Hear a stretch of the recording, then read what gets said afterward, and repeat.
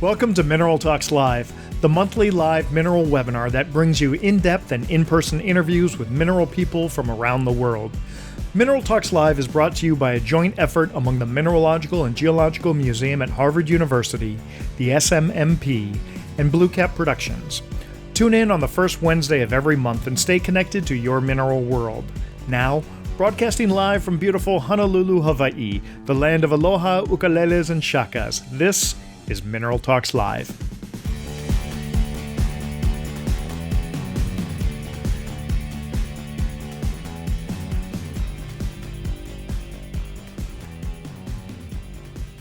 Hi everyone, I'm Brian Swoboda, and I want to thank you for joining us today. In case you don't know it, this is our 90th episode of Mineral Talks Live. That's right, we started this program a little over 4 years ago. And I honestly have no idea if we're ever going to stop doing this. We still have a huge list of guests that we want to have on the show, and the stories we've heard and the things we've seen just make us hungry for more. If you've missed any of our past programs, you can always catch the rebroadcast on our Mineral Talks Live YouTube channel at www.youtube.com/@Mineral Talks Live. And don't forget to click the subscribe button so you can be notified whenever we post a new episode. As you know, Mineral Talks Live is a team effort, and I represent only 1/3 of our merry little gang. My other two beautiful and equal partners are Dr. Raquel Alonso Perez from the Mineralogical and Geological Museum at Harvard University, and Dr. Eloise Gaillou from the Society of Mineral Museum Professionals, also known as the SMMP. And this month, I didn't mess that up. Together, we represent a majority female-owned endeavor in the mineral world, and I am quite proud of that.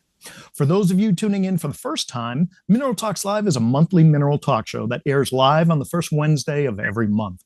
Our goal has always been to connect you with other members of the mineral collecting community via our interviews with some of the best curatrix, curators, collectors, dealers, miners, researchers, artists, and media people in the mineral world. One of the things that makes this program unique is that not only is this a live show, but it's a show where you get to interact with our guests. All you have to do to participate is to type your comment in the chat or Q&A features, both of which are located at the bottom of your Zoom window. The chat feature allows you to instantly send messages to everyone watching the live show, so we encourage you to be as active as you'd like in that chat during the show. And while our guests and I generally don't see your messages during our conversation, throughout the show, Raquel and Eloise will be monitoring the chat area and will be very active there. Occasionally, they may even interject a question or comment to us during the interview, so don't be shy if you want to ask something. Also, when you log on, we ask you to send a message to everyone, letting us know where you're tuning in from so we can see how far we're reaching around the world.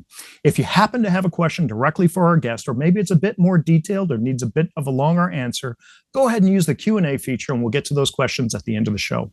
Finally, towards the end of the program, you'll see a window pop up on your screen. This is our Quickfire 5 question segment to see how well all of us know our guests. So test your knowledge, play along, and let's see how close we can get to guessing all of today's guests' answer. Now, coming to you live from the mile-high city of Denver, Colorado, soon to be the focus of the mineral world as we head into the Denver show season, straight from the hallowed halls of the Denver Museum of Nature and Science, the curator of geology himself, and proud member of the LFHCFS, Dr. James Hagadorn. James, how you doing, buddy? Awesome. Wow, that's a blast from the past. Why don't you tell our viewers what that means?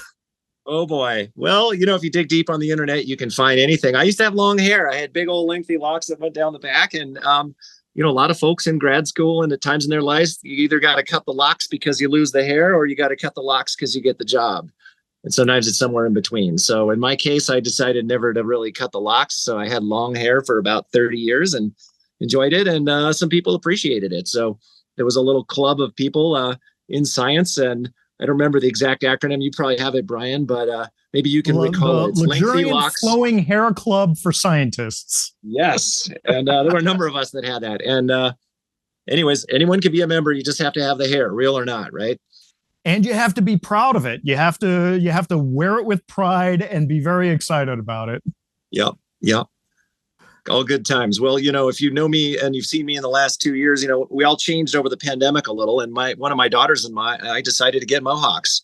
So we went from long hair to short and had a few colors in between. And now I'm just letting it flow and see what's next. So, we need to find a photo of one of those mohawk shots, though. All right. Hey, James, let's turn back the clock a little bit and talk about your origin story.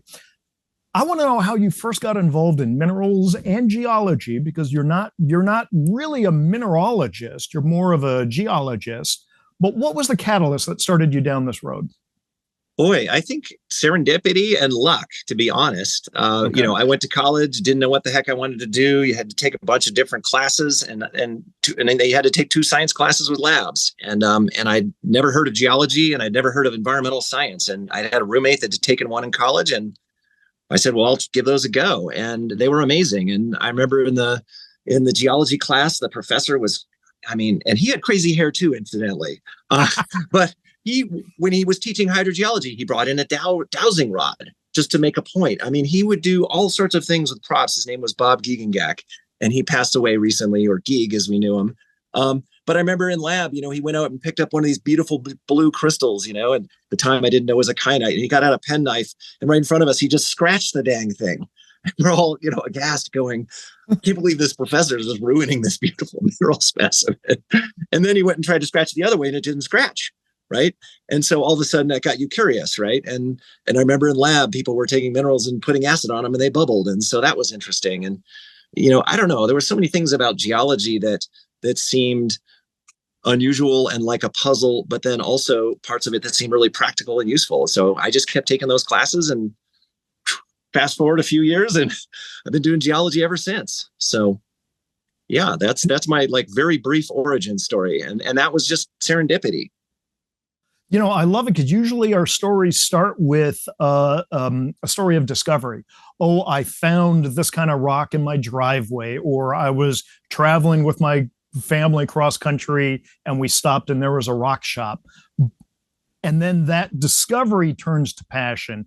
It's like you hopscotched that first step and you went straight to passion, something that immediately sparked your attention and fed that desire to want to know more. That's fantastic. Yeah, I think one of the things, now that I have kids of my own, I realize is that curiosity, which you mentioned, Brian, is innate. Every infant, every child has curiosity. Every human does. And as scientists and people in the sort of natural resources field, we're privileged because we get to explore some of that curiosity or tap into it as part of our vocation. And life, if you're lucky, allows you or affords you the opportunity to pursue some of your curiosity every day, right? And when I was in college, I feel like college is like a buffet of information that your curiosity can take you to, and maybe you have to put in a bunch of hard work too, but maybe it leads to the next thing. And in my case, I got very lucky, and it did. So very grateful for that. I think that's an excellent observation. I know that as a student, I was a horrible student in high school. And it wasn't until I had hit university where I started becoming a really good student, because I started getting very interested in what I was studying, which was communications at the time. So I don't know if it's a combination of just the way in which it's taught at the collegiate level, or if it is a sign of the maturity that you grow into at that age. I don't know, but I think you're hitting the nail on the head by really focusing on what the methods are for satisfying that curiosity. Absolutely. When I used to be a professor, I would look for students who were really curious, because you can't teach curiosity. You can teach plate tectonics, you can teach mineralogy, you can teach structural geology, you can teach English language, you can teach all these things, but the curiosity is something that's innate. And for some people, there's a catalyst. It's the topic. Sometimes the catalyst is a person. Sometimes the catalyst is a discovery, like you were mentioning earlier. Like, I'm sure people study this stuff, but once you have that curiosity, then you have that internal drive to take you through all the other parts, right? And when we all know that to get wherever we are in life usually requires a bunch of hard work, a bunch of luck, and a bunch of help, right? And it can't cover all those things, but it can catalyze you in one of those directions. Absolutely. I think that's very well said. Now, you mentioned when you were a professor. Now, I have you kind of tracked from Pennsylvania to Los Angeles to Amherst in Massachusetts and now Denver. Talk a little bit about your crisscrossing the country and your career that led you to being the curator in Denver. Yeah. So I think, like many scientists, I probably hopscotched around depending on where the opportunities were, and again, some of that luck and opportunity. So I did my undergrad at University of Pennsylvania, but I was from San Diego, California, and Oh, to be okay. honest, when I went to college, I didn't know anything about anything and didn't really know what I wanted to do. But I thought it'd be interesting to live in a big city and a place where there was snow, right? Which was just so different from where I'd grown up. So I Totally. went to college there and got turned on to geology, and then I kind of kept going. I did field camp for a summer in Montana, and I had some amazing professors. And for me, going to field camp, which is this sort of 6-week experience where you sort of live in the field and you learn how to make geologic maps in all different types of terrains, from glacial terrains to igneous, metamorphic, and sedimentary rock dominated terrains. I did really well in that. And a couple professors came up to me at the end of field camp and they said, "You're really good at this, son. You ought to go to grad school." And I sort of said, "Well, what's grad school?" And I mean, so I learned what grad school was and applied to grad school, went to grad school. And that's how that brought me back to the West Coast to USC, where I went to grad school. And I Okay. went there, I got a master's, I got a PhD. Then I went to Caltech and did a couple of postdocs, spent some time at JPL, which is the NASA lab there. Then I got a job at Massachusetts at Amherst College and teaching geology and doing some research. And then I got a job at the museum out here in Denver. And I've had a few pit stops along the way for a summer or a half a year here and there, but I feel like a lot of those opportunities have all been connected by the thread of geology, right? And it's been fantastic. So, I mean, I kind of joke that when I was I kind of been in grad school for like the last 25 years, because every job I have to learn a new geologic environment. Like Colorado's geology is amazing, but it's also really complicated. And the more I learn about it, the more I realize, oh my God, I have so much more to learn. So it takes you 5 to 7 years to learn the local geology of a place that you live in, to just to operate as a scientist. But then also there are all these different sub-communities, whether they be in Hawaii or in Denver, Colorado, or in Massachusetts or in France, that you can tap into that help you to learn and to really gain an appreciation for how, in this case, minerals and geology are relevant to our everyday lives and also to our communities. So, and I feel like I've been doing that for years, and I still have 20 more years of it to go. So pretty exciting. Well, God, let's hope that it's many more than just 20. Now, online, you're often described as a detective in deep time. And I think once people understand what that means, they'll understand how fitting that description is of you. So, talk to us a little bit about what it means to be a detective in deep time. Yeah, so for me, I call myself a detective in deep time because as a scientist, I use a variety of different clues to understand processes or environments or intervals of time or places that I could never visit or go to, right? Either because they're in the past or because they're in the mantle or the core of the earth or because they're on another planet or because they exist at a spatial scale that is unobservable with the naked eye, right? And so, just like a detective at a crime scene, a detective is trying to reconstruct a series of events from maybe a murder or a theft, and but they weren't there, right? So they're using DNA from a blood stain. They're using a footprint. They're using a hair fiber. Maybe they're using the tire tracks in the driveway or a dropped receipt at an ATM to pick up pieces of an event that might have happened, right? Maybe they found a murder weapon in the bushes, right? Now, they weren't there to witness that murder, but before they make any accusations or a hypothesis about what happened, they have to collect a bunch of data and see if it agrees or is at least consistent with one another before they take that great step and accuse someone of a crime, right? Or try to sort of prevent it in the future in hopeful situations. Well, as a scientist, you're really doing the same thing, except I'm using a mineral, I'm using an isotope, I'm using a structural feature that I see in the field, I'm using the contextual framework of the rocks around them. I might be using fossils, I might be using some type of modeling software to mimic using modern Earth processes in ancient environment. But I'm using all those as clues to reconstruct ancient systems, right? Or in some cases, people that are planetary scientists are using that to reconstruct conditions in another place, right? And we do this all the time as scientists. It's just our clues are different. And we form hypotheses about events, processes, and things that we can't see. And we do that to better understand the Earth and our planet. And we do that for understanding the past, but also for the present and the future. And so that's why I say I'm a detective in deep time, because it's that detective work, right? And today, a lot of science, especially since the internet has connected everyone internationally and globally, much of that is collaborative in nature. I mean, rarely do you see a scientific paper today that has less than 5 authors on it, or in some cases 10, because, I'm collaborating with you, Brian, on one subset that is your expertise, and Eloise on another, and Raquel on another, and we're putting our brains together, bringing our different instrumentation or our expertise or our skills to bear on a hypothesis and come up with that. And, as part of being a detective in deep time, you also got to get used to being wrong, right? You're wrong every day. And there's this saying that you fail forward, right? Well, we do that because a hypothesis is by definition going to have some challenges with it, right? But by testing it and adding new bits of knowledge, we refine it more and more and more as we go into the future. And so, I don't know, to me, that's kind of I always say science is a verb, right? Because it's a process, right? It's a process of learning and making mistakes and learning and realizing that's wrong to route correct along the way towards the truth or towards going from a hypothesis to a fact, right? Or a theory or a law, or depending on what subfield you're talking about.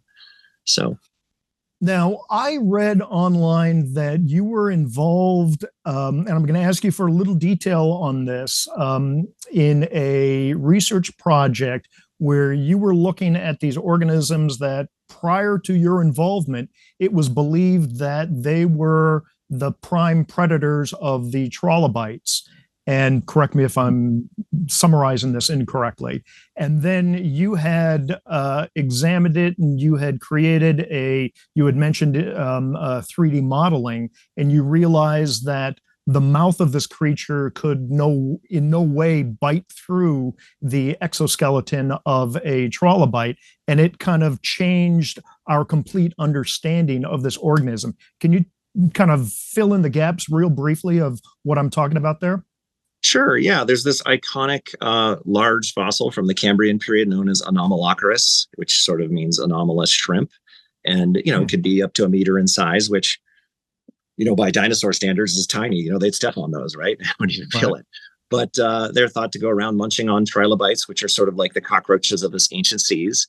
And they've, they're an amazing organism. They've been made out to be these huge predators. But, if you think about the Earth today, what are most of the big organisms?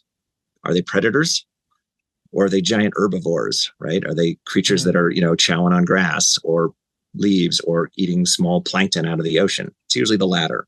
And so there are large predators, don't get me wrong, but like the majority of large creatures on Earth, whether you're talking about a buffalo down the road here in Colorado, or a bison, or you're talking about a whale up in Alaska out in the ocean, or actually off of Hawaii, they're largely herbivores. So that's one of the things that seemed a little bit anomalous to me, and no pun intended. And so we, together with a bunch of students, did a bunch of analyses of these fossils, and we used finite element modeling to model how their jaw structure worked. We sampled the mineralogy, or rather lack thereof, of their mouth parts to try to determine if their teeth could be actually mineralized like modern teeth, with apatite or any type of enamel. And then we also looked at all of their supposed food, which was trilobites, and also we looked at their poop. And so we sort of looked at the thing from beginning to end, and none of it really added up. Most of the poop was filled up with things that weren't trilobites, and it was associated with other types of predators, which were much smaller. Most of the trilobites, most of the bite marks on them didn't really match the if you will, the mouth imprints from this creature Anomalocaris. And the mouths of Anomalocaris weren't mineralized enough to actually withstand anything. They were rather soft by comparison. And so that didn't add up. And then when we looked at the way the mouth articulated, if you've ever seen a hagfish or a lamprey, or maybe the big creature in Dune that sits in the desert, or Star Wars that sucks creatures. That's kind of what its mouth looked like. And so it would be much better at sucking things in than biting down on things like a shark, like a great white shark. So if anything, this creature cruised along the bottom, sucking up worms or sucking up the equivalent of Cambrian kelp or small algae than it did munching on things, a la, the movie Jaws, right? Dun it, dun it. Yeah, done it. It's amazing. So, to me, it's hard to imagine the steps that you'd have to do to examine a creature that's alive today and find all those pieces. But you did that with a creature that's been extinct for millions of years. Fantastic. Yeah, but that's science. I mean, we all do that. We take little bits of information and we put it together and interpret it in new ways. And we do it with help too. I mean, that was a project that was done with a bunch of other folks and also folks at other museums. And it was a great learning experience. So, yeah. I love it, man. I love it. Now we're talking about fueling curiosity, and you have a YouTube program that is on the Denver Museum's YouTube channel. If you go there and you go to the playlists, you can find a playlist that is a series of, I think you said 70 segments, and it's called 60 Seconds of Science. It's an absolutely brilliant series. Tell us a little bit about how that was created and where you plan on taking that. Well, that was created with what I'm beaming with you right now with my phone. And thanks to that tech, my phone's in my pocket. I go somewhere interesting, whether I'm with my family on vacation or I'm maybe visiting another museum or I'm in the field, and I just take a video and I try to translate what is neat and interesting about that place or that thing to the public. And I try to do it in 60 seconds. I don't edit these at all. They're just one take.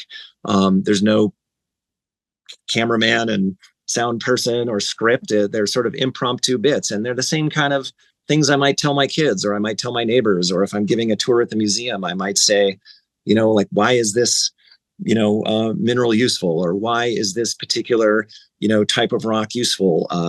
Or why is it, to science, to your life, to society, or whatnot. So, yeah. And we post one, I don't know, every week or two on the museum channel. They're free and they're in everyday language. And they hopefully help connect people to science and nature. Yeah, I think it does a great job. And you are planning on continuing that into the future? I am, yeah. Fantastic, man. I love that. I absolutely love that series. I strongly recommend all of our viewers take a look, because I think you're going to be both entertained and, God forbid, educated by watching that series. It's wonderful. Yeah. And folks that are out there, if you have any ideas, ping me an email. I'd love to, if you've got something you'd like me to shoot a video of, I'll do it. I mean, why not? I mean, these things they cost $0 to make. That's the other thing. You just do it on your phone. So, yeah, I love it. Now, James, in an online search, I found that you have almost 200 publications accredited to you, possibly more by now. I'm sorry, what was that? Whoa, I don't know if I could even remember all of those. Holy moly. Well, I mean, it's quite impressive. So I think it's just natural to think that you're neck deep in research. However, yesterday during our little tech session, you mentioned to me that currently you're not involved in any research project, since all your time is taken up by the renovations and expansions happening at the museum. Can you talk to us briefly about what's going on at the museum? Yeah, so we're pretty excited that, with community support, we're basically going to renovate our mineral hall and expand it. And that's been something that, for those of you that have been to our museum before, know is probably a bit overdue, but we're, really looking forward to doing that. So over the last year and a half, we've been working with members of the community and other museums to gather information. We've been surveying the public to find out what they're interested in terms of, if they were to come to the Denver Museum of Nature and Science, what do you want to see? What do you want to learn about? What are you curious about? How do you do that? So we've surveyed thousands of people in the museum, at venues outside the museum. We've surveyed 5-year-olds, 95-year-olds, folks in different languages, from international communities, from domestic communities, to just try to see what they're interested in. And, at the end of the day, as you guys know, people love minerals, right? And minerals are relevant to everybody's lives. Every one of us uses the equivalent of, I forget if it's 35,000 or maybe it's 40,000 pounds of minerals a year. I have to check that. There's a USGS graphic. If one of you is online, pull it up. But we have a very heavy mineral footprint, right? Whether that's in the concrete below our feet, or whether that's in the food we eat, or the minerals in our phone, that are filled of elements that are derived from minerals. So minerals are really relevant. And that was part of what catalyzed the museum and us to kind of think about this new exhibit, such that the dominant core to the new exhibit is my world is made of minerals. And so there's a team of us at the museum and outside that have been working on figuring out how to both take down our current hall safely and then reimagine a portion of it and add to it in new ways with a new mineral theme experience. Well, that's exciting. I hope that a lot of people who are heading to Denver this year get a chance to look at the museum as it is now and then revisit it once the changes have been made. So, James, right now you are in, I believe it's called the Elvis Presley Suite. Is that right? You got it, baby. You know what I mean? Yeah, I hear you. Let's go. All righty, James. Let's walk around the museum, take a look, and show people what the Denver Museum looks like, especially the Mineral Hall. All right. Well, I'm all shook up. Let's go. Great. So I'm going to just grab my phone here. I'm going to try to keep you horizontal. And if you guys give me a cue as to whether you want me to flip around so that you can see where I'm going rather than, in other words, if you want me to flip the screen, just let me know. Sound good? I think it's important to mention that the museum is a collection of, I think you said, 7 different buildings, all with very thick concrete walls. So there are some Wi-Fi dead spots. We will drop out on occasion with you. I will try my best to fill those gaps, but just so that people know we're aware of the situation. Yeah, so we're actually 15 old buildings, believe it or 15. Not. In fact, one's right here. Here's the brick. This is interesting brick. Talk about minerals make up my world. This is special Robinson brick. It's kind of yellow colored. It's fired brick. It comes from all the clay pits along the Front Range of Colorado. So if you've ever been to Dinosaur Ridge or Red Rocks Amphitheater, you're dancing between the fins of sandstone adjacent to where the clays, these special clays that make this brick came from. So as you walk around, we're going to take a walk through the museum. And you want me to walk forwards or backwards or all of the above? All of the above. Let's walk sideways like a crab. All right. Well, hey, look at this over my shoulder here, walking next to the museum's main entryway. This is a giant brass T-Rex. And we're walking in between the old mineral hall and the old hall of life right now. And I'm going to flip us around. But you can see that there's the brick of the ancient old building there. In fact, some of that brick is what saved Coors from going bankrupt during Prohibition back in the day, because they also had a porcelain business and a ceramic business that was very successful mining those kinds of clays for industrial purposes. And for those of you unaware, Coors is based in Golden, Colorado, which is kind of a suburb of Denver, and they are a major contributor to the Denver Museum. Yep. So we're inside the museum right now, and the museum is basically a bunch of 15 old buildings that have been glued together and added on to over the years. And they're connected by a central atrium. If you're in Denver, come visit us. We've got, of course, a gift shop. We've got a T-Rex cafe, and we've got halls of life. We've got halls of health. We've got exhibits that even feature a few mummies and things like that. And there's an amazing fossil exhibit on the 3rd floor, as well as a gallery right now that's showing an exhibit on poison. So I'm going to walk us down there. Sorry. Probably a dead spot here. Yeah, some of the jokes will fall flat here. It's Mineral Talks Live. One of the things you may notice about our museum is that it's all right, one of the dead spots, and so here we go. To keep things lively, we've got a piano player in the background keeping it spicy. This hall over here, which is our mineral hall, and hopefully you'll be able to see some juicy and delicious specimens. But why don't we take a look at what's outside the hall first? Now, it is called the Coors Hall of Gems and Minerals. So one of the things, this is actually one of the first exhibits I worked on at the museum, was basically creating a bunch with a team of exhibits folks, touchable specimens. So we've got amazing specimens of jade, the largest piece of lapis from North America that everyday person can go up and touch. And just as an aside, one of the things to remember is that all the specimens that we have in our collections are actually your specimens. They belong to the people. I'm just a custodian of them, along with others here that are helping to either bring them to light or take care of them for society. So whenever possible, we try to make things available for either people to look at, to see, or in this case, to touch. This is one of my favorites here. And this one was actually, I found behind the second floor women's bathroom. When I first moved to the museum, it was an old storage place there, and it had radioactive minerals in there. It had boxes and boxes of who knows what. And one of my jobs was to clean it out and see what was there. Behind one of the doors was this slab right here. And this, I see a chat. That lapis slab is from Italian Mountain, Colorado, which is near Crested Butte, up in the mountains, about 2.5 hours west of here.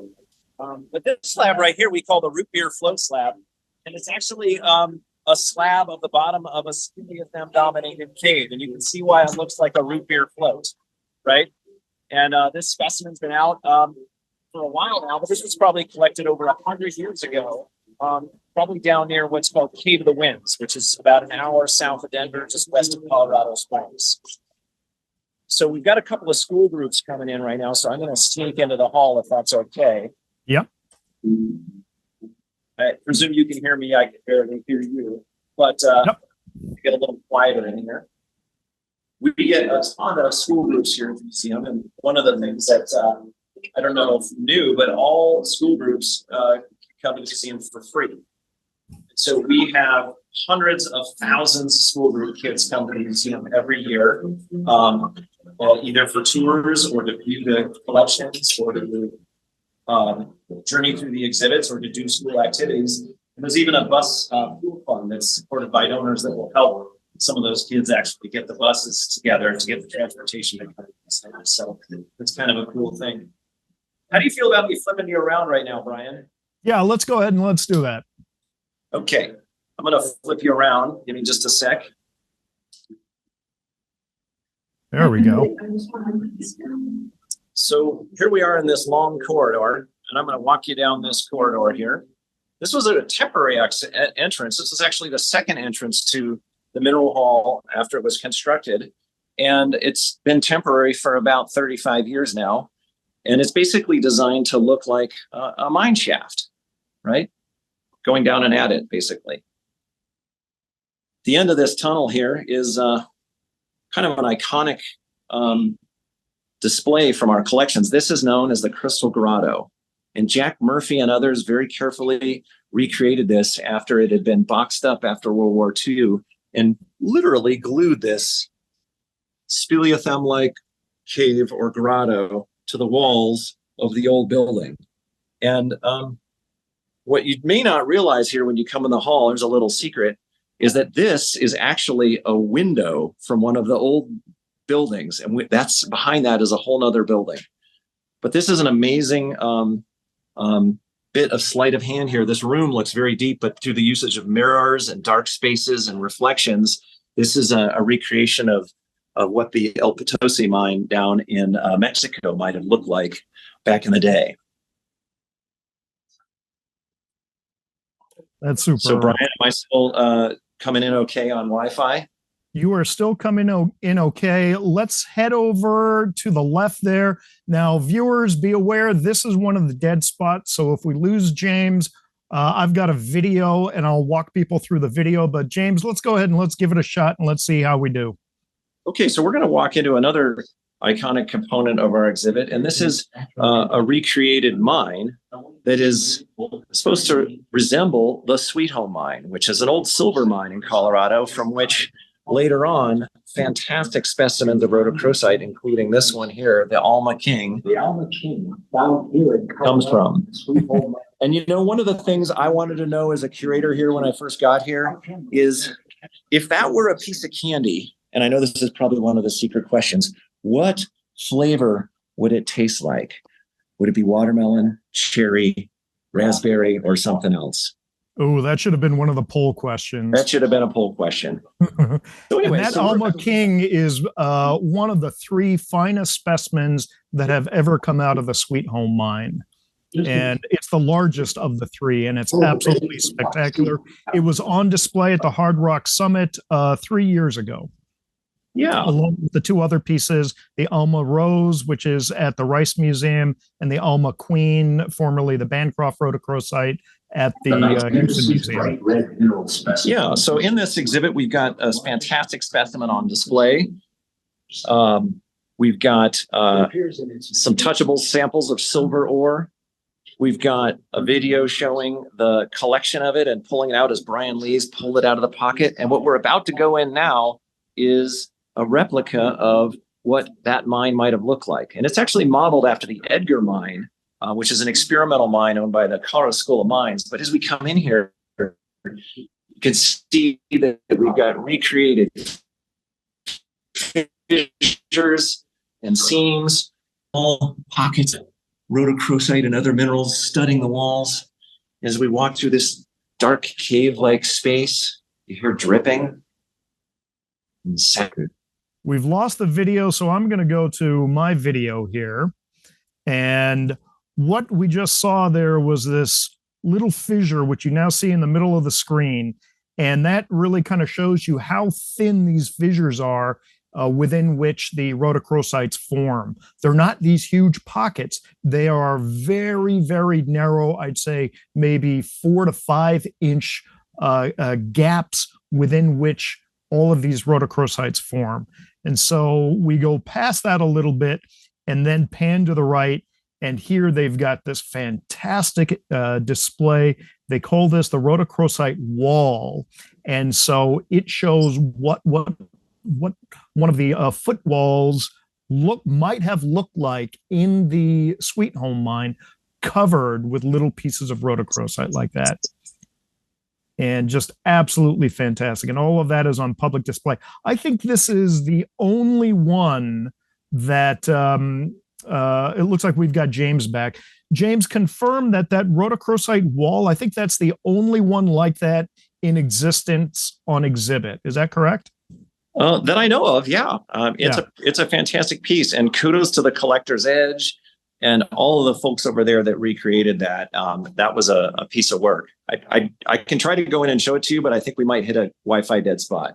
Well, let's go to that final display case, which you could see from where you are, right there. Yep, here we go. And so there are 6 different pieces here of minerals and specimens that could have been found or have been found in the Sweet Home mine, including on the bottom right, a cleaned rhodochrosite. And there are also some uncleaned specimens in there. So not everything comes out looking as clean and bright as what we see at the mineral shows. James, do we still have you there? We do, yeah. I'm coming out of the cave, or out of the mine, excuse me. And all right, we're going to cut back to you, and you can kind of continue the tour. Okay, am I back? You are back. All right, so yeah, so I'm just walking through the hall now, and what do you guys want to do? Do you guys want to go on a journey through the hall? Do you want to focus on anything in particular? Journey. Okay. Well, right now we've got a mix of exhibits in here. This exhibit right here is really focused on sort of what's a mineral, what's a rock, what's a crystal. It's a fun place where people can come up and touch specimens and lay their hands on examples from Colorado and the Rockies. The rest of our hall is a mix of cases of different vintages. We've got a lot of cases that focus on sort of a modified Dana classification system with, systematic collections of fun specimens and whether they're golds from California, got to get my finger in the right spot, or silvers from Norway, or here's a fun one that most people miss when they're coming through the cases. This we call the TV antenna, and this specimen right here is from the Groundhog mine, and it's a piece of striated wire gold from Colorado, from up near Breckenridge and that sort of vicinity, up in some of the ski areas. That's super. How many of you have seen a really boring looking dusty Petri dish like this? full of gold flakes. That's one of my favorite pieces of this haul right here. Can you zoom in on that? I am trying to zoom in. I'm going to go portrait for just a sec, Brian. Give me a sec. Okay.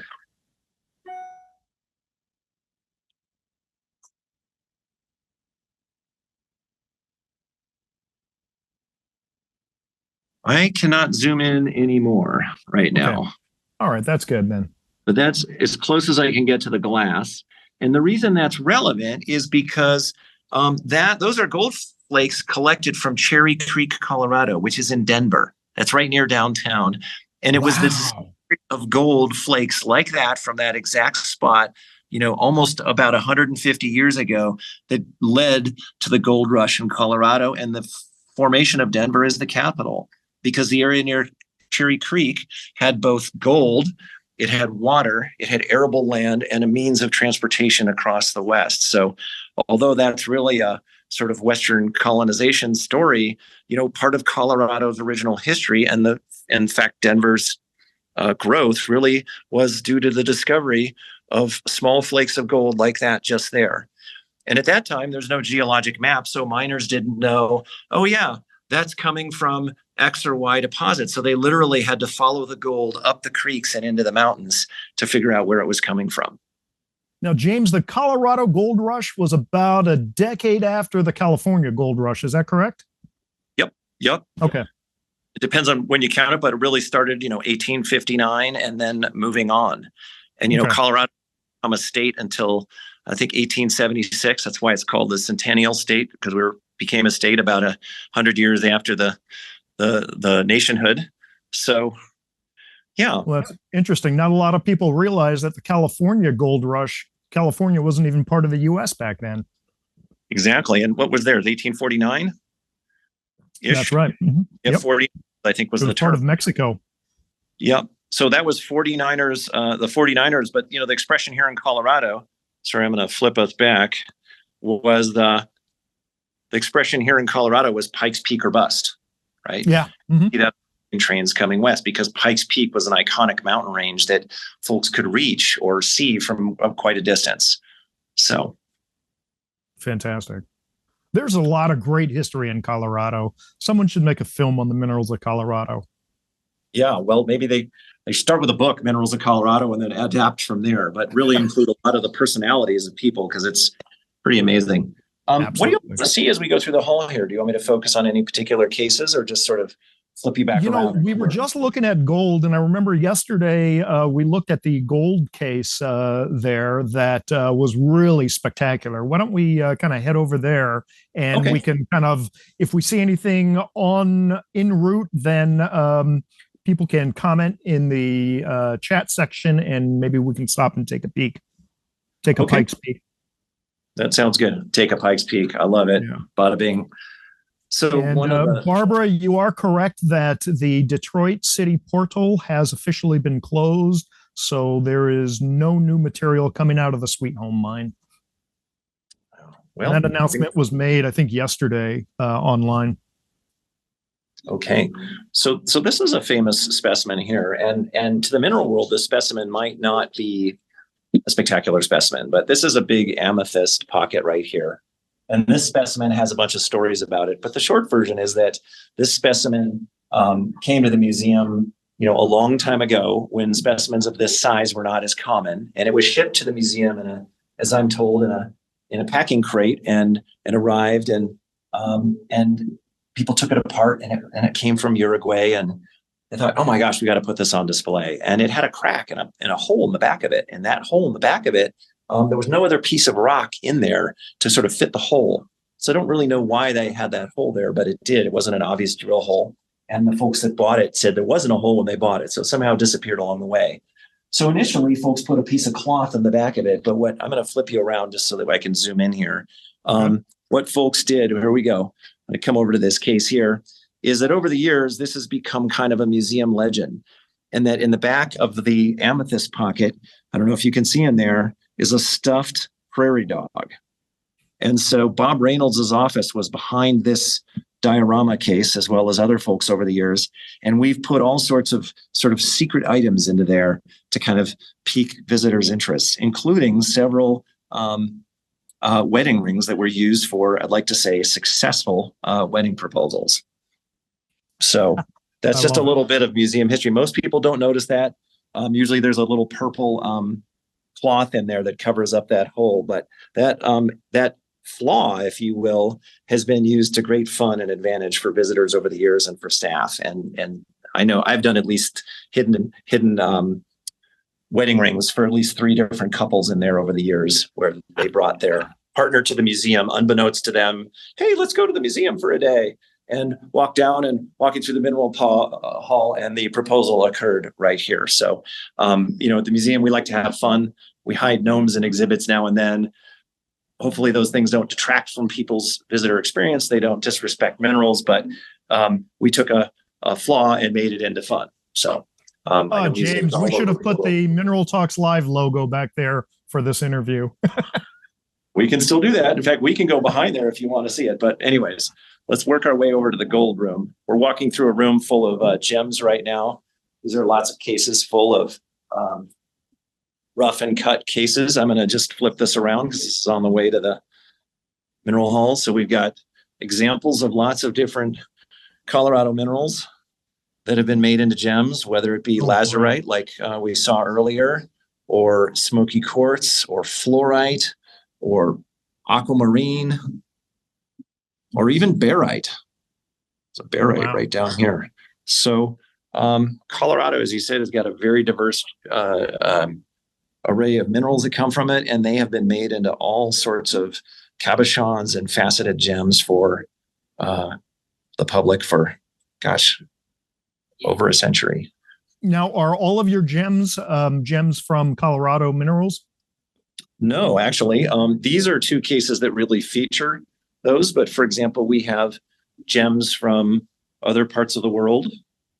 So rubies, sapphires, garnets, spinels, spodumines, topazes from all over Africa, Asia. Great. We've got collections from individual donors that span the globe, South America, Italy, and so forth.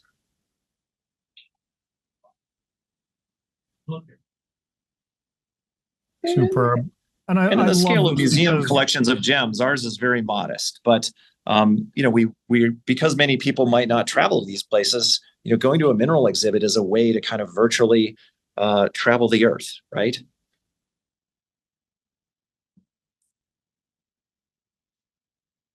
I love it. I think the general public understand gems more than they understand minerals, but to tie them in like you're doing here, it's exactly what they need. Where's that topaz from? So this is a Brazilian topaz, but this one's really interesting because it was owned by Salvador Dali, and he basically crafted this piece so that it could sit in a bowl that he created that had different ceramic materials on it. And his original idea, from what I understand, was to have the refraction of light coming through the topaz hit different parts of the bowl that he had painted, this ceramic bowl. And I'm sorry, I don't remember the name of it, so that they would kind of become their own art meets geology masterpiece. And well, it didn't quite work out the way he thought, but very kindly, the family that had a lot of his items, the Morse family, donated this specimen to our museum, and it's a pretty fine and dandy topaz, if you ask me.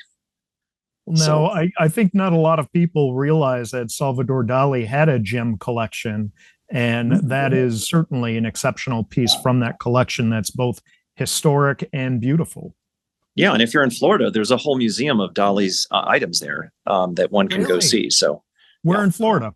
I don't remember, but the Morse family established that museum, and if one of you are on a keyboard right now, you could probably look it up quicker than I can on my phone. Ooh, that might be a future Mineral Talks Live trip. Yeah. This is a nice specimen.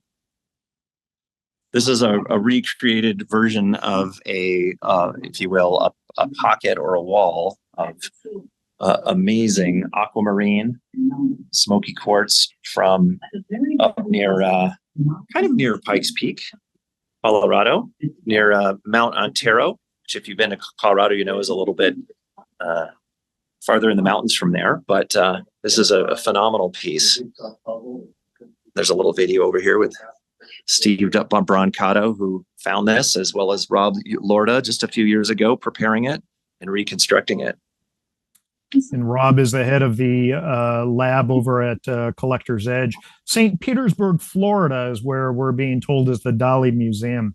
Hey, James, we are at about 50 minutes into the program. So why don't we go to the gold, and then we're going to head downstairs to kind of look behind the scenes a little bit at the Denver Museum, and we'll go into the Q&A. We've got a kind of a hard stop here at about half an hour past, so not a whole lot of time left, although we could easily go another couple hours. Yeah, so this is a lovely boulder from Summitville, Colorado. It's the largest boulder, or if you will, oversized nugget of gold-bearing rock in Colorado. Fantastic piece.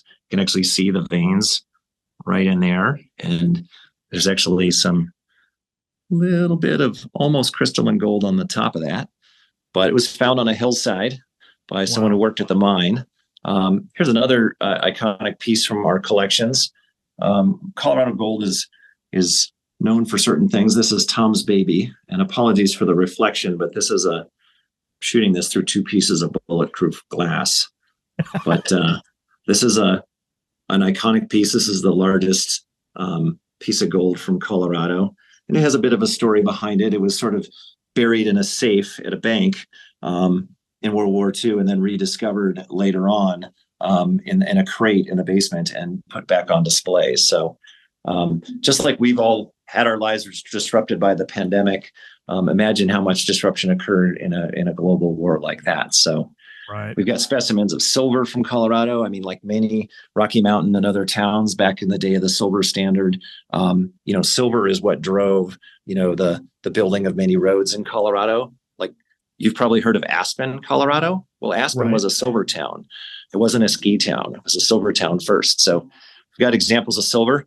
And then we've got more gold because gold also drove not only the colonization of Colorado by folks from out east, but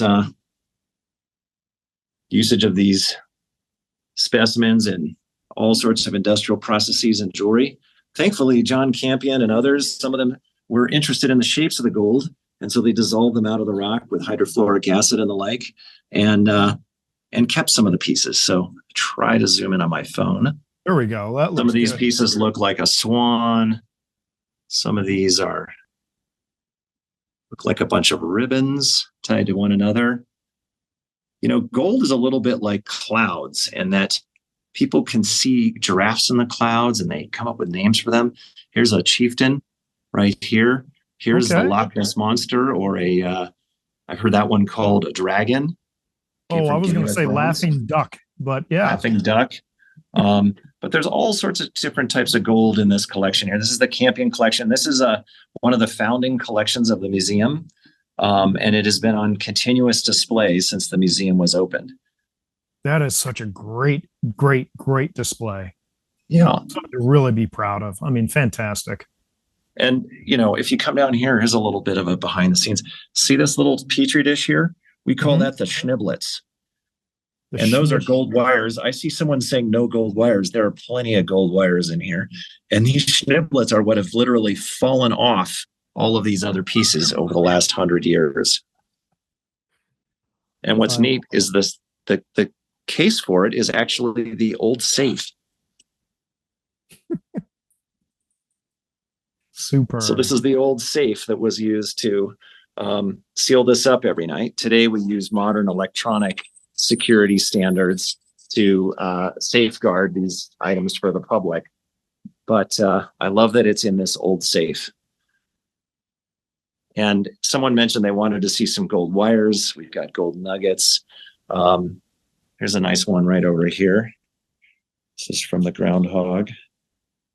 And Raquel has one of the brothers or sisters of this specimen in her collections. So wonderful. Super. Well, why don't we go on downstairs? It sounds like that's what folks want to do. Yeah, let's do that. And there is a good chance that we are going to lose reception en route. So as we're traveling, I'm going to ask Raquel and or Eloise to go ahead and launch the poll. James, when you see the window pop up, go ahead and close it. You're not supposed to be reading those questions yet. And so there we go. Okay, it's not Marty Zinn, but it is James Hagadorn, and those are not. So I'm going right to walk downstairs to the collections. Okay, Raquel, we don't have the right questions in there. Okay, the poll ended, so everybody close that, and Raquel's, I'm sure, typing furiously, trying to get the right questions in there. So, James, you keep going and you talk until we lose you. Connection. Does anybody have any questions for me? You can make up the questions, like what's my sign? How many old cars do I have? What is your shoe size? What's my favorite? What's the size of your left sock? You should ask him what's my favorite mineral. Oh, that's a good one. Which is also what's on my license plate. Like, what's my Colorado license plate? So we're going down here into the bowels of the museum. We're about 20 feet underground right now. We're going to go down about another 15 feet into our collections facility. So we might pop out on the other side. I might lose the connection here, but we'll give it a go. So we're now below the museum, and we're going to go into the collections, which is basically our archives of Earth and human history. So, and then where we're going to end up is not the very bottom of the museum. There's one more level down. That is the home of I think the fossils. So we've hit another dead spot here. And as James is going down, he will get picked up by another Wi-Fi repeater, and we will get him back shortly. Okay, it looks like he's back. Okay, I'm back. Yeah, so we've just gone down beneath it. We're below we're about 1.5 stories down. We have another story below this. And this is a place where we have our archives. So we've got archives of museum history in here. There's a giant sloth that used to be on display from back in the day. We've got zoology collections down here. We've got health science collections down here. We've got anthropology and archaeology collections, arachnology, and many of the subdisciplines of the Natural History Museum. So we're going to walk down the hall here and go down to a very small room at the end of the hall that holds a bunch of our rocks, minerals, and our meteorites. Now, James, if visitors came to see you at the museum, and if you were there, would they be able to do this tour with you? Most likely. I mean, I do give tours, and I love sharing what we've got behind the scenes with folks. Usually I try to arrange it ahead of time and organize it into a group. For example, we might have Comets, which is the Colorado Meteorite Society, come one night and visit the collections, or the SMMP group, the Society for Mineral Museum Professionals. Sometimes we're doing a tour. It really just depends. But yeah, we love showing off our collections with the community. So, and often the community helps us with our collections because they often know more about certain parts of this collection than we do. And then they help us identify specimens, or, gosh, I've been down here and someone said, oh, gosh, my mom used to live in that town in Brazil and you've misspelled it on the label. And I would never know that. So, you know, we learn lots of things, from little spelling errors to actually identification of specimens to even realizing, you know, gaps in our collection from the public and from the mineral community. So, super. Well, welcome. We're in a small room right now. This room, I'm going to flip you. Is it okay if I flip you around, Brian? Yeah, go ahead. Okay, so we're coming into this room right now, and we've got a couple folks working in here. We've got one of our collections managers, Ava Jorn, who's going to turn around and wave, and then Mark Jacobson, who's working down there. He's an icon of our local mineral community. And so this is a room that's full of stations where we're photographing specimens for this new mineral hall.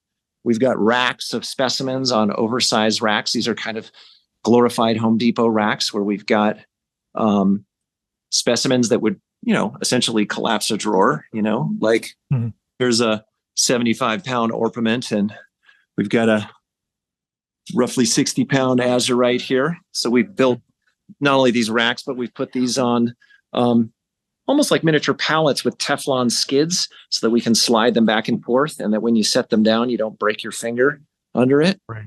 Great. Not that I've broken my finger on some rocks and meteorites before, but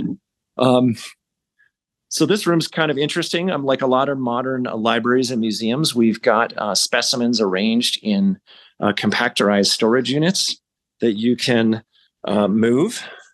And so, kind of like if we all remember the Star Wars trash compactor scene, Luke, Chewie, hey, turn off the compactors on level 3. Watch out. Wait, there's something in here. Quick, don't hit a fire blaster. Princess Leia, watch out. R2-D2, turn off the compactors. It's getting tight. Oh my gosh. Here we go. We're killing them. Anyways. What an incredible smell you've discovered. Exactly. So we can move these. We've basically built, railroad tracks in the floor, and that allows us to make denser storage, which allows us to hold more specimens and to grow. And so one of the things that was really fantastic about building this facility a number of years ago with the help of the community is that we have room to grow. We got plenty of room to grow in our collections, meaning not all of our cabinets are full. And we've got room to either take donations from estates, from folks who want to give collections to the museum, through collections of our own, or through purchases or gifts. So that's really a wonderful place to be in, or situation to be in. And see if I can get into one of these cabinets here. So all of our collections are organized in drawers. The smaller specimens, of course, you can fit a lot more in a drawer than bigger specimens, but these are all in archival boxes. And depending on what they are, they might be in something that's more akin to a flat.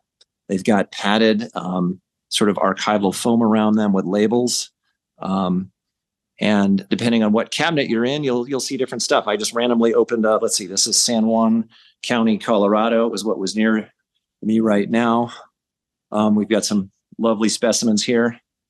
But one of the things I get asked a lot on tours is how do we organize our collections? And so the collections in this room are organized geographically. And that's useful because, as you know, many rocks have more than one mineral. In fact, almost all rocks have more than one mineral in them. So it allows us an opportunity to cluster specimens from one mine or one particular deposit together. So this is just sort of a little bit of an overview. And James, what is the museum's policy on donations?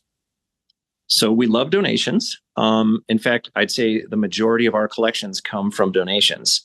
And those donations, particularly if people have good provenance, meaning they have information about where the specimens were found, are really valued. And, oh, look at this beautiful little Amazonite from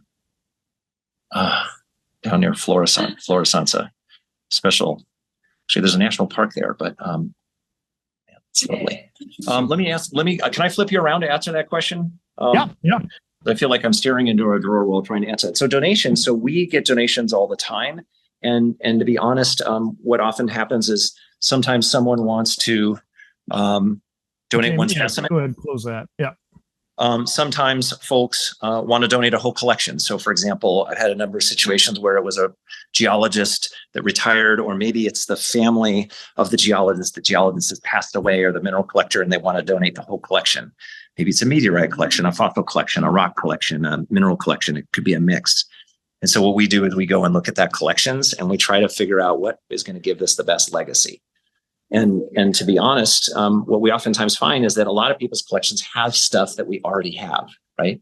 Like I don't need 50 more pieces of rose quartz for our collection. We've got plenty. And our education collections, which is a separate collections facility designed for going to schools and working at hands-on tables or doing events, they have a bunch of mineral collections there too.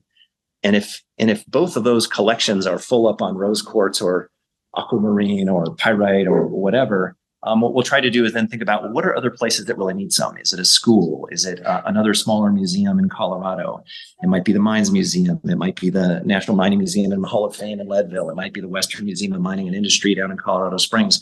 Or it might be the Sherman Dugan Museum down in Farmington, New Mexico. And so we try to think about is this collection going to fill some gaps in ours in terms of geography or species or other characteristics like that? And if not, where can we go to give it good life, right?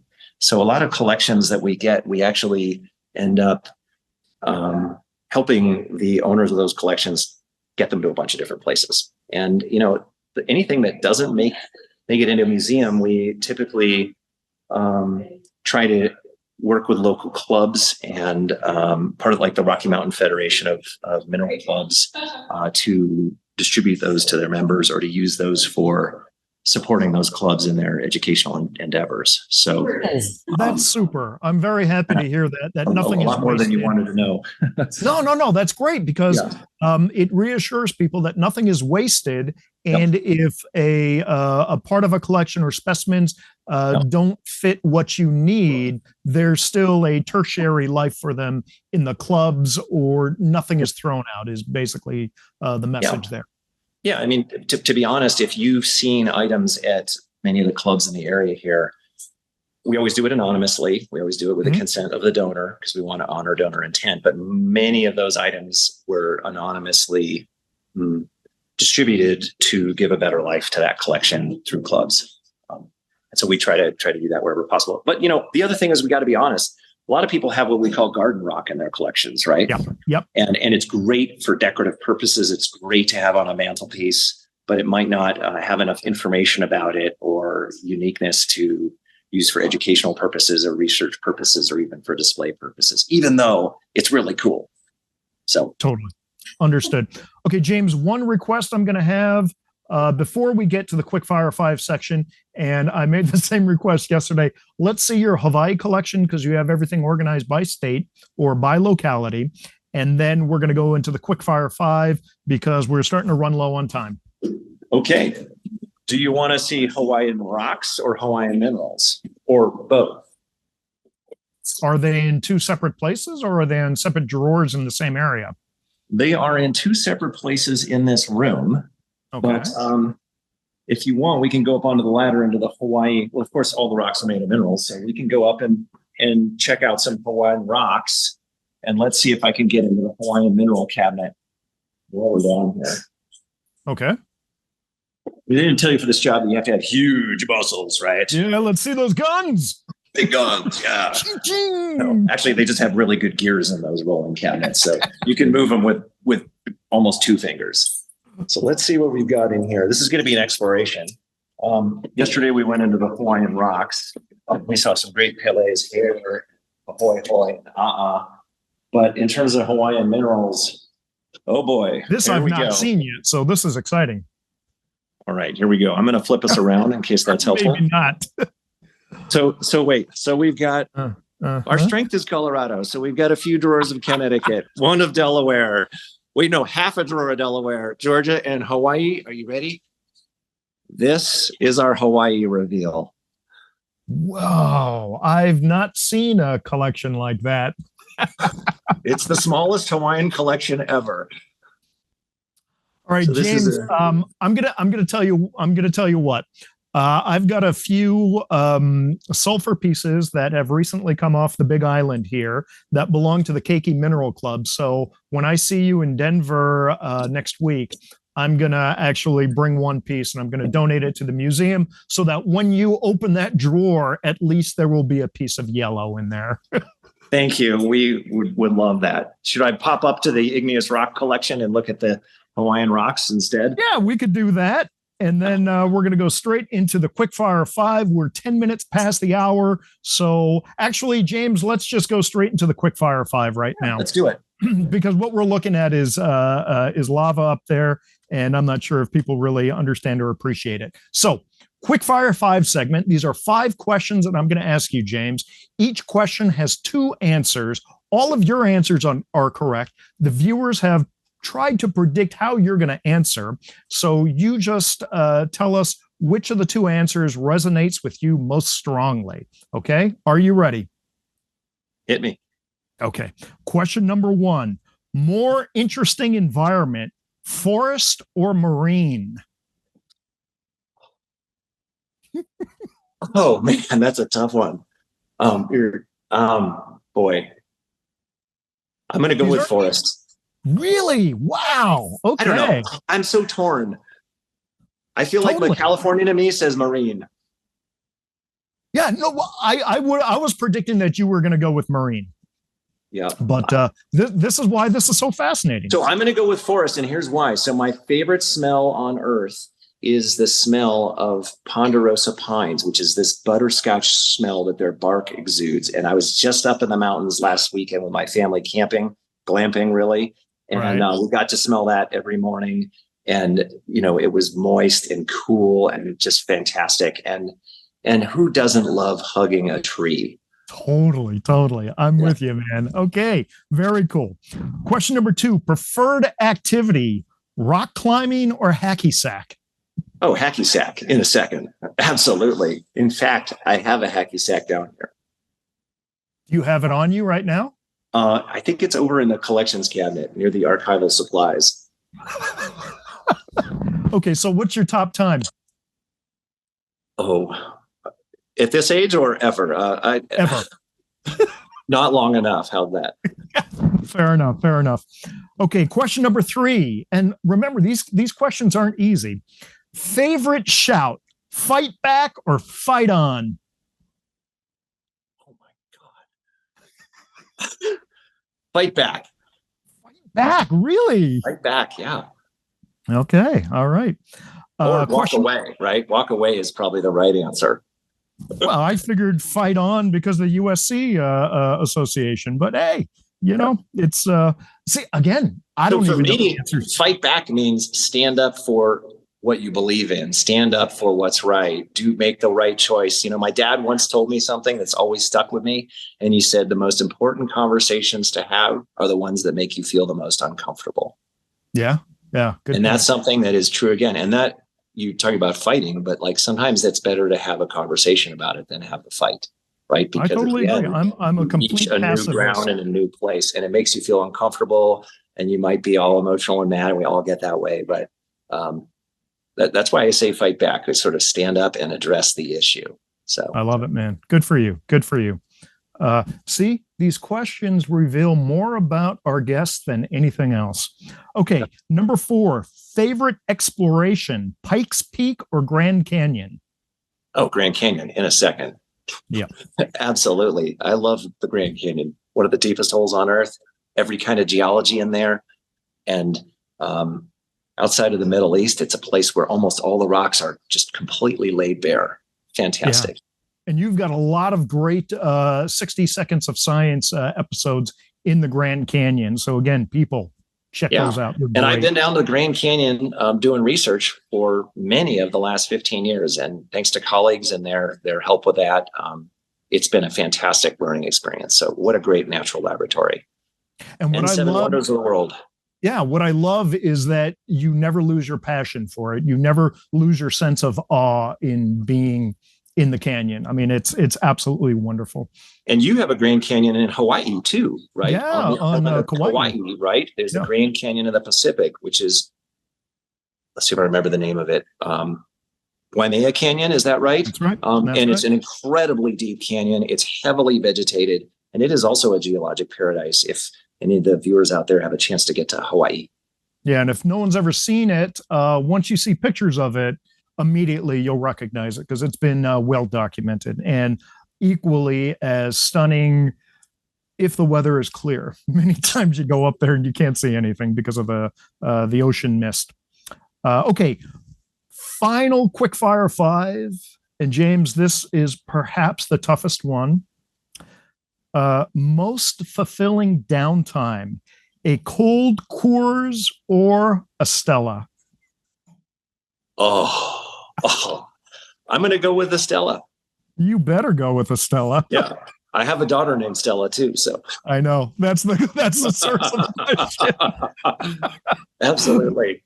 All right, so who's doing Raquel? Let's see what the viewers said. Are we ready? I think Eloise is doing the poll. It's just James. I have to be behind the scene laughing my head off in so many of you. So I just wanted to say it was really fun. Elo, you do it, right? Sure. Okay. Let's go. Let's do it. All right. Question number one, more interesting environment, forest or marine? James surprisingly went with forest, but he then explained why. What did our viewers say? They said forest, indeed. Wow. Yeah. All right. Way to go. Don't get excited, Brian. The rest is not great. So started off strong, but then died afterwards. Question number two, preferred activity, rock climbing or hacky sack? James, again, went hacky sack. What did viewers say? Well, they went for rock climbing. Yeah. I figured that was an easy trick for them. Mm-hmm. Question number three, favorite shout, fight back or fight on? He went with fight back, and a incredibly profound and well thought out reasoning for going with fight back. What did our viewers say? Fight on. Fight on. They were thinking he was going with the Trojans there. Mm-hmm. USC, fight on. Question number four, favorite exploration, Pikes Peak or Grand Canyon? Again, another trick question. I knew he was going to go with Grand Canyon. What did the viewers say?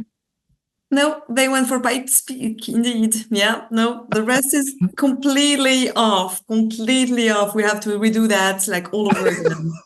Who's designing these questions? I don't know. Final question, most fulfilling downtime, a cold Coors or a Stella? I'm so happy that James chose Stella, because if he didn't, I'd have to guilt him. What did the viewers say? Cold core. Cold Coors. Wow, 1 out of 5. Yeah, that's I don't think our viewers have done that poorly in a long time. Granted, there were a lot of trick questions in there, but I think it really showed us a lot about James. So, James, if you're ready, we're going to switch over to the Q&A section. Raquel and Eloise have a bunch of questions from our viewers, and if you've got the time, they'd love to get them answered live from you. Sounds fantastic. Raquel, you're on. Nothing about the Stella and the course. It's like, please don't say cool course, please. Spanish Peak is because the near is people suppose it would be near you, so you will be doing. Have you done research for Pikes Peaks, by the way, James? Nope. I've been to the top of it, but and we've got amazing specimens from there, but I've never done research on Pikes Peak but I've done a lot of research in the Grand Canyon. I know you chose the best. So, but the Grand Canyon has the Zoroaster granite, which is effectively the equivalent of the Pikes Peak, right? It's all part of that, Greenvillian province of 1.08 billion year old plutons that distribute their mineralogic love throughout the West, right? As well as when they weather down, all their zircons go and become beautiful tracers for river systems across the West. So, I love Pikes Peak, but I think I like the Grand Canyon better. Thanks for that nice explanation there. Nice touch. We have a couple of questions. One of them is, what has been your most favorite work experience role within the mineral realm? My most favorite work experience role. I have to say it was when I started collaborating with a bunch of geochronologists, so folks who date rocks and minerals.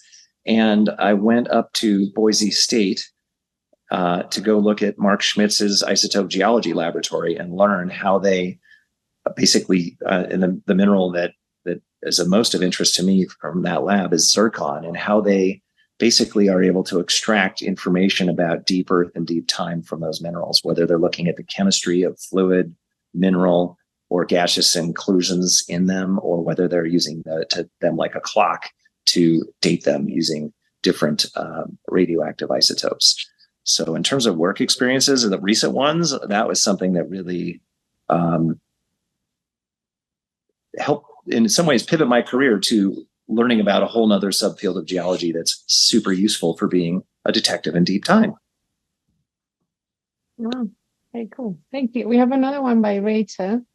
How did you get interested in what Anomalocaris in the first place? By accident. I mean, I feel like all the science I've ever done has been by serendipity, right? You're out in a valley and you think, God, this doesn't structurally look correct here. Well, there's a big fault there and it's not on the map. Or you go, in that case, I was teaching classes at Amherst College, and I was realizing that, what I was seeing in the teaching models and in the specimens didn't seem to line up. So again, total serendipity. And then we just started digging into it. And one of the things that I like to think that we do as scientists and through our collaboration is we build frameworks of knowledge. And a framework of knowledge might be understanding a whole deposit, or it might be understanding a whole ecosystem, or it might be understanding a Pluton and its history and trajectory through time. But through creating those frameworks of knowledge, we're basically building a database, right? And you can always use someone else's database to then do your next piece of science, but it's always useful to go back and check that original database to see, how accurate it was and if it had any room for improvement with more modern techniques, for example. And I know, Raquel, you've done that too. So I feel like Anomalocaris, work I've done on some of the basins in Colorado, work we're doing in the Grand Canyon, we are both standing on the shoulders of giants. There's databases, whether they're geologic maps or what we read in textbooks, but we're applying new techniques to those and more connected knowledge to help refine and elevate our understanding of those systems. Beautiful. Thank you. I mean, think about it. Like, I'm broadcasting to you on a phone right now that is more powerful than any computer I used to do statistics with in graduate school, when I used to have to log into a supercomputer to do it, right? And if you think about collections, like I don't know if you know, but we have one of the largest collections of diamonds in the country here outside of GIA, the Denver Museum. We have tens of thousands of diamonds in our collections, thanks to donations by folks like Paul Seal, who was a diamond collector. And when he collected those specimens, we were not able to put a laser or a spot on them and dissolve out any gaseous, mineral, or fluid inclusions from those, and really understand the chemistry of those diamonds in the way that we can today. So one of the cool things I like working about a museum, it's kind of like doing field work, but in a cabinet, is that in these collections of archives of Earth and human history, there's an opportunity to apply new techniques, whether it be spectroscopy or fluorescence or whatever, to some of these older specimens and learn new things about our planet.